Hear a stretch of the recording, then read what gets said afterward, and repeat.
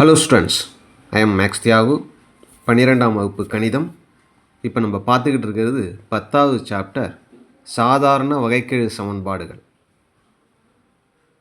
பயிற்சி 10.7, 12ஆம் வகுப்பு கணிதம். dy by dx into x square plus 1 plus 2xy is equal to root of x square plus 4 கணக்கில் கொடுத்துருக்கிறது. dy by dxக்கு பக்கத்தில் என்ன இருக்குது? இந்த எக்ஸ் ஸ்கொயர் ப்ளஸ் 1 இருக்கு இல்லையா, இதை என்ன செய்கிறோம்? எக்ஸ் ஸ்கொயர் ப்ளஸ் 1ஆல் எல்லாத்தையும் வகுத்துறோம். அப்போ நமக்கு என்ன கிடைக்கும் அப்படின்னா dy பை dx, இதால் வகுக்கும்போது இது கேன்சல் ஆகிடும். ப்ளஸ் இங்கே இதால் வகுக்கும்போது 2xy வகுத்தல் x square plus 1 equal to, இங்கேயும் அதே போல் இந்த root of x square plus 4 வகுத்தல் எக்ஸ் ஸ்கொயர் ப்ளஸ் 1, ஏன்னா அதால் வகுக்கிறோம் இல்லையா, இப்படி வருது. இது எந்த வடிவத்தில் இருக்குது அப்படின்னா dy by dx plus py equal to q அப்படிங்கிற வடிவத்தில் இருக்கிறதுனால இதுலேருந்து p வேல்யூ q வேல்யூ கண்டுபிடிக்கிறோம். p சீக்குவல் டு ஒய்யை தவிர மீதி இருக்கிறது p. ஒய் இங்கே இருக்குது, அதை விட்டுடுங்க. மீதி இருக்கிறத மட்டும் எடுத்து எழுதும். 2x by X square plus 1 அப்படிங்கிறது பியோட வேல்யூ. கியூவோட வேல்யூ ஈக்குவல்ட்டுக்கு அந்தாண்ட இருக்கிறது q. ஈக்குவல்ட்டுக்கு அந்த பக்கம் என்ன இருக்குது?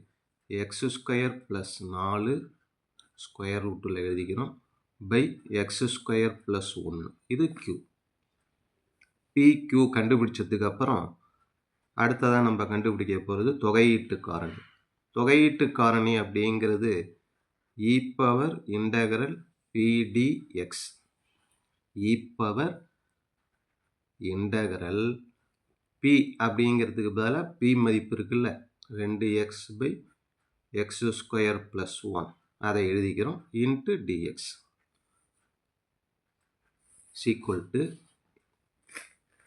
e பவர், இதனுடைய தொகை மதிப்பு கண்டுபிடிக்கிறது ரொம்ப சுலபம். எக்ஸ் ஸ்கொயர் வகைப்படுத்தினா 2x, 1 வகைப்படுத்தினா 0 வரும், அது தேவையில்லை. அப்போ கீழே இருக்கிற உறுப்போட வகையிடல் மேலே இருக்கிறதுனால நம்ம என்ன செய்வோம்னா லாகுன்னு எழுதி கீழே இருக்கிறத அப்படியே எழுதிப்போம்.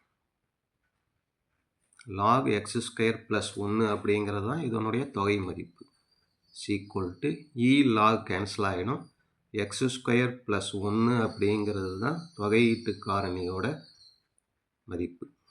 இப்போ தொகையீட்டு காரணி கண்டுபிடிச்சதுக்கு அப்புறம் அடுத்தது நம்ம கண்டுபிடிக்க போகிறது பொது தீர்வு.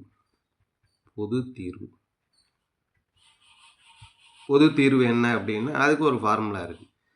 y into e power integral pdx sequel to integral q e power integral pdx into dx அப்படிங்கிறது தான் ஃபார்முலா. இதில் அந்த மதிப்பை எடுத்து பிரதியிட்டோம்னா ஒரு வடிவம் கிடைக்கும்.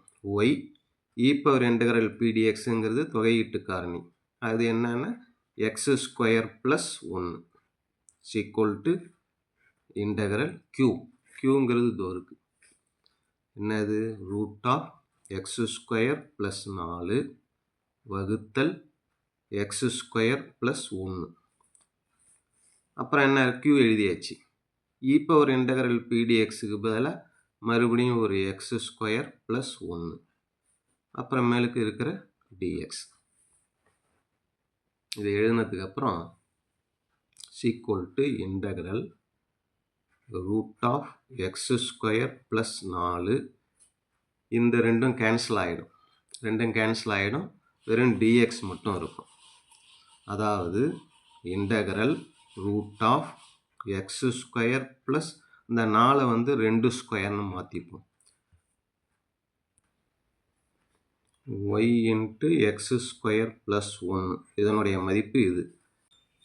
Integral root of x square plus a square dx அப்படின்னா அதுக்கு ஃபார்முலா என்ன அப்படின்னா x by 2 root of x square plus a square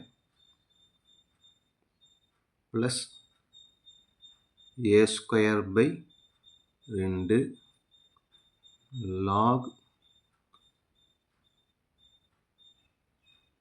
x plus root of x square plus a square plus c அப்படின்னு வரும்.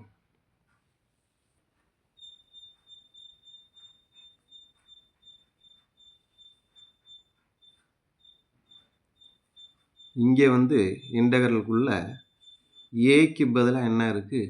2 இருக்குது. எக்ஸுக்கு பதிலாக எக்ஸு தான், ஏக்கு பதிலாக 2 இருக்குது. அதனால் ஏ எங்கெங்கெல்லாம் இருக்கோ அங்கெல்லாம் 2ன்னு போட்டுற வேண்டியதுதான். X by 2 root of x square plus 2 square plus 2 square by 2 log x plus root of x square plus 2 square plus c அப்படின்னு வரும் இதனுடைய மதிப்பு.